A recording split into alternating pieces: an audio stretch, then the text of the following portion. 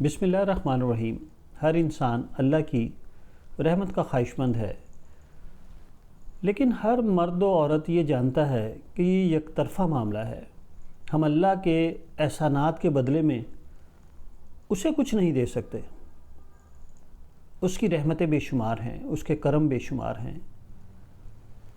اس پیرائے میں سوال پیدا ہوتا ہے کہ ہم خدا سے اس کی رحمت کے، اس کے رحم و کرم کے کس طرح سوالی ہوں۔ تو اس پیرائے میں، اس سوال کے پس منظر میں جب ہم قرآن حکیم کا مطالعہ کرتے ہیں تو سورہ نساء کی آیت نمبر 8 میں ہمیں اس سوال کا جواب مل جاتا ہے۔ اللہ تعالیٰ ارشاد فرماتے ہیں کہ جب تم وراثت تقسیم کرنے لگو، رشتہ دار، یتیم، محتاج وہاں موجود ہوں تو انہیں بھی کچھ دو اور ان سے ہمدردی کی بات کہو۔ قرآن حکیم کی اس حکمت آمیز آیت میں اللہ تعالیٰ نے ایک اصول وضع کیا ہے، جس کے مطابق ورثہ جو ہیں وہ ترکے کے معاملے کے وارث ہوں گے، لیکن اگر رشتہ داروں میں محتاج ہیں، یتیم ہیں، اعزا و اقربا ایسے ہیں جن کی مدد کرنی چاہیے،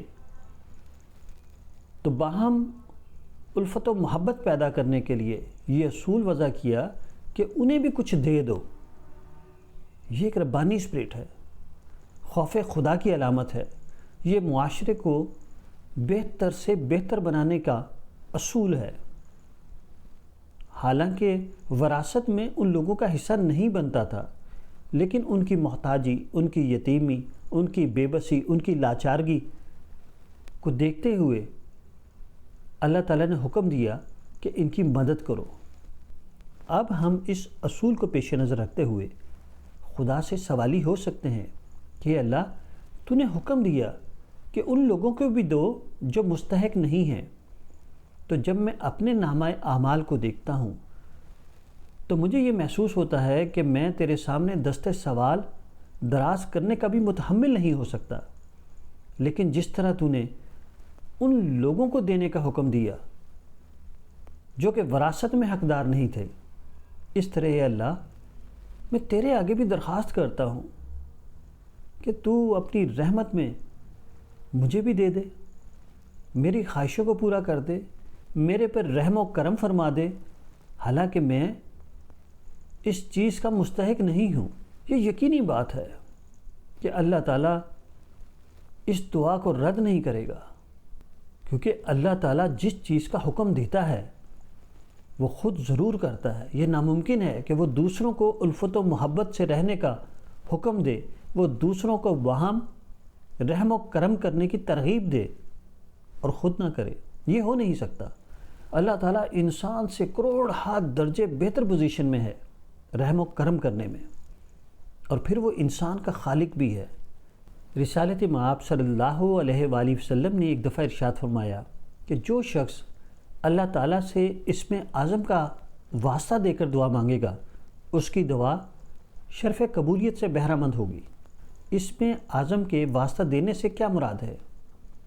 اس سے مراد ہے کہ ایسے اسم، ایسی صفات اللہ تعالیٰ کی جن کا نام لے کر پکارا جائے اور اللہ کی رحمت کو جوش آ جائے اور وہ آپ کی دعا قبول کر لے۔ یہ اسم اعظم کا واسطہ دے کر دعا مانگنا ہے۔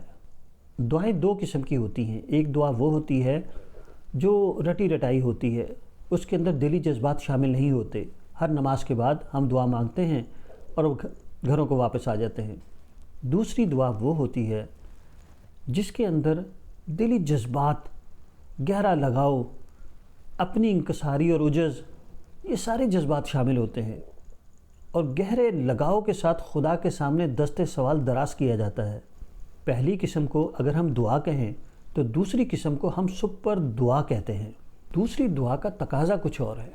دوسری دعا میں خدا کے ساتھ گہرا لگاؤ، اس پر غیر متزلزل اعتماد اور اس کے رحم کرنے کا پورا یقین، پورے یقین کے ساتھ مانگا گیا ہو کہ یا اللہ میرے پہ رحم فرما، اور اس بات کا یقین ہو کہ اللہ تعالیٰ مجھے ضرور دے گا، کیونکہ اس کے پاس کوئی کمی نہیں ہے۔